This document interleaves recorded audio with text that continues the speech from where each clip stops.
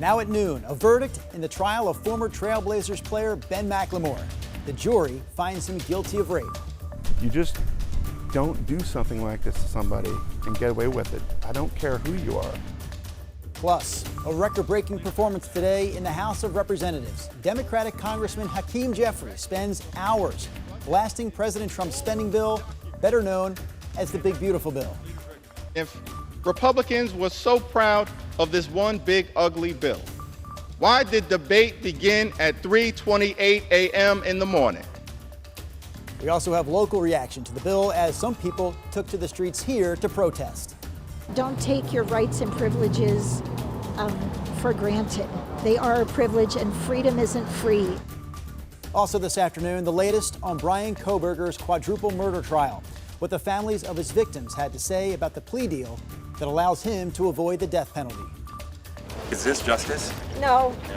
No. No. We're going. KGW News at noon starts right now.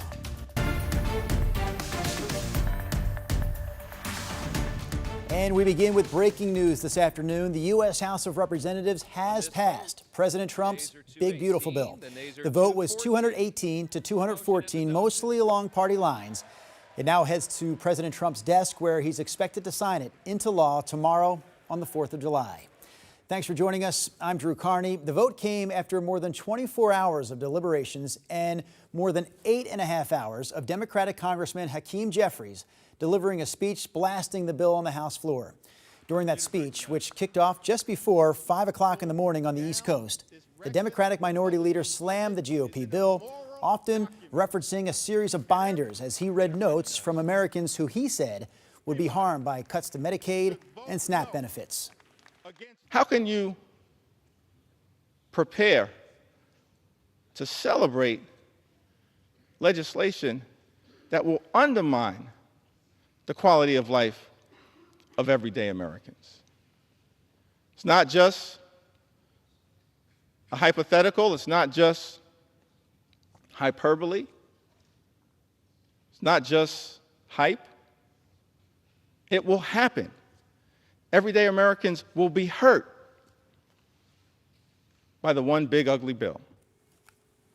A block of Republican holdouts initially opposed a procedural vote on Wednesday to advance the bill, leading to an hours-long overnight standoff. But President Trump and House Speaker Mike Johnson managed to sway all but one of them, teeing up final passage in the House. There has been plenty of local pushback on the spending bill. According to Democratic lawmakers here in Oregon, around 200,000 people in the state could lose their health insurance with the passage of this bill. They say it will slash federal spending in Oregon by nearly $23 billion over the next 10 years, leaving some people with tough choices. At the center of the concern are cuts to Medicaid. According to the nonpartisan Congressional Budget Office, more than 11 million Americans could lose coverage by the year 2034. There were local protests against the bill on Wednesday. Don't take your rights and privileges for granted. They are a privilege and freedom isn't free, and we have to fight for it. I'm a social worker. I work with people with developmental disabilities, and their home and community-based services are at risk because of all the Medicaid cuts. Republicans, on the other hand, continue to say the president's spending bill will cut waste and fraud and provide tax relief across the board, while also strengthening Medicaid for those who truly need it. Some provisions include new work requirements, limiting funds for states that cover undocumented immigrants, and changes to the Children's Health Insurance Program. The bill also includes a $50 billion boost for rural hospitals over the next 5 years. All right, let's get to some other headlines here today. We start with the jury in the rape trial of former Trailblazers player Ben McLemore, who delivered its verdict this morning. KGW's Kyle Aboshi joins us now live right there outside the Clackamas County Courthouse in Oregon City. So, Kyle, how long of a sentence is McLemore looking at? Drew, because this is a serious Measure 11 crime, McLemore faces a mandatory minimum of 100 months in prison or just over 8 years in prison. Following this morning's verdict, Clackamas County Sheriff's deputies took the former Portland Trailblazer into custody. The jury found him guilty of first-degree rape, first-degree sexual penetration, and one count of second-degree sexual abuse. Prosecutors claim McLemore raped a 21-year-old woman at a party in October of 2021. The alleged assault took place at the Lake Oswego home of McLemore's then teammate Robert Covington. During the 2.5-week trial, the woman testified she was incapacitated after a night of heavy drinking and unable to consent. McLemore admitted he had also been drinking but testified the sex was consensual.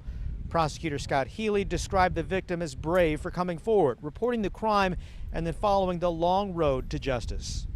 Victims don't often report these cases, even when celebrities not involved. So she was very brave to do that. She followed through. She stuck with this, and I think she's in a much better place now, and she can start the emotional healing process because she is very emotionally traumatized by what happened to her. McLemore will be back in court for formal sentencing on Wednesday. All right, Kyle Aboshi live for us this afternoon in Oregon City. We're going to take a quick break from our news headlines here to check in with Rod Hill now in the Weather Center. Rod, I'm saying if we can rinse and repeat today's weather for the 4th of July tomorrow, I think a lot of people will be happy.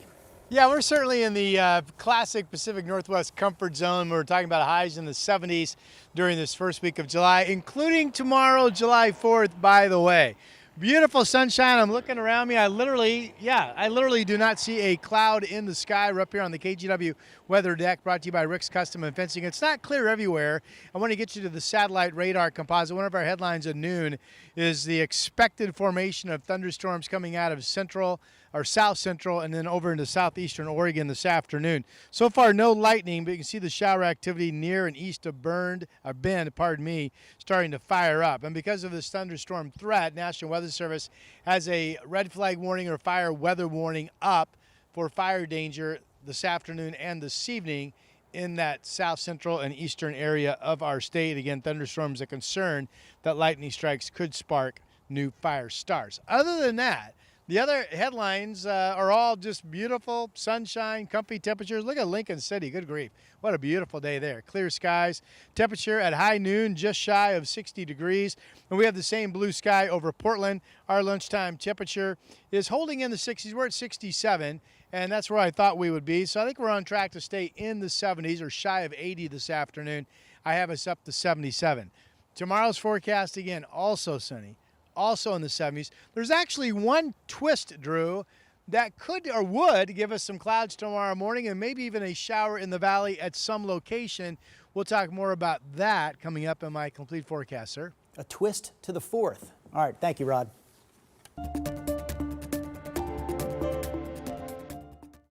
Murder in the first degree as it relates to the murder of Madison Mogen. How do you plead, guilty or not guilty? Guilty. Haley Gonzalez, how do you plead, guilty or not guilty? Guilty. Xana Kernodle, a human being, how do you plead, guilty or not guilty? Guilty. Ethan Chapin, a human being, how do you plead, guilty or not guilty? Guilty. That was the judge presiding over the Brian Coberger trial, making sure that the accused killer clearly admitted to murdering 4 University of Idaho students in 2022. Coberger's guilty plea yesterday in a Boise courtroom brought the high-profile case to a close. In return for his guilty plea, Coberger will not face the death penalty. Instead, he'll likely be sentenced to life in prison without the possibility of parole. Jim Nelson, with our sister station in Seattle, has more. This was about as matter-of-fact as it gets inside the Ada County Courthouse. Are you pleading guilty because you are guilty? Yes. Brian Coberger, no longer an alleged killer. Wednesday's hearing started under unique circumstances. The judge gave a charged admonishment for people he said waged a campaign of calls and emails urging him to reject the deal. It's also highly inappropriate. A court is not supposed to, and this court will never, take into account public sentiment in making an opinion regarding its judicial decisions in cases. He accepted the agreement, which calls for a life sentence and no death penalty. Coberger cannot appeal. Did you, on November 13th, 2022, in Latah County, state of Idaho, kill and murder Madison Mogen, a human being? Yes. Kill and murder Kaylee Gonzalez, a human being? Yes. Kill and murder Xana Kernodle, a human being? Yes. Did you kill and murder Ethan Chapin, a human being? Yes.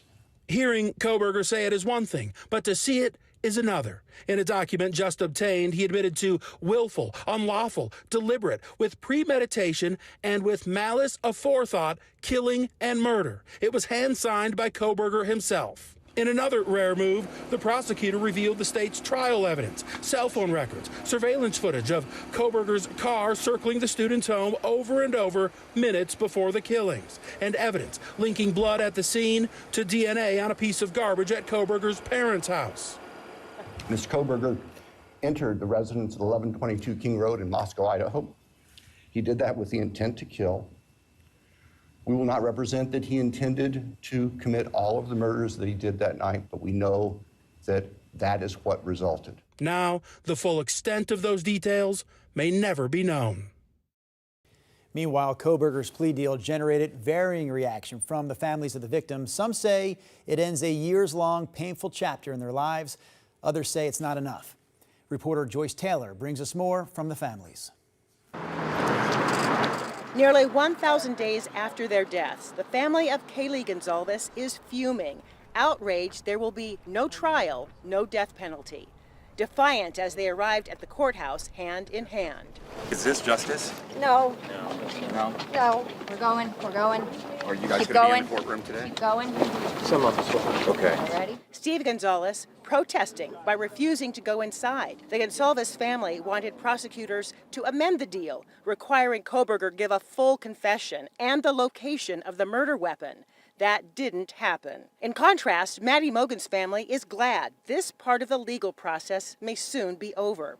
Her mom and stepdad, Karen and Scott Laramie, support the plea deal, expressing gratitude for the many people they say put the victims first, including the prosecuting attorneys. Thank you for all your dedicated, diligent, and tireless commitment to justice and the successful outcome reached today. We support the plea agreement 100%. While we know there are some who do not support it, we ask that they respect our belief that this is the best outcome possible for the victims, their families, and the state of Idaho. In solidarity with the plea decision, the Chapin family, Jim and Stacy Chapin, along with Ethan's siblings, Maisie and Hunter, were also in the courtroom today. Did you kill and murder Ethan Chapin, a human being? Yes. Emotional as they heard the man who killed their son finally admit out loud he did it. Again, that was Joyce Taylor reporting for us this afternoon. Meanwhile, back here in Portland, the man accused of a deadly daytime shooting earlier this week outside the Central Library downtown now faces a second-degree murder charge.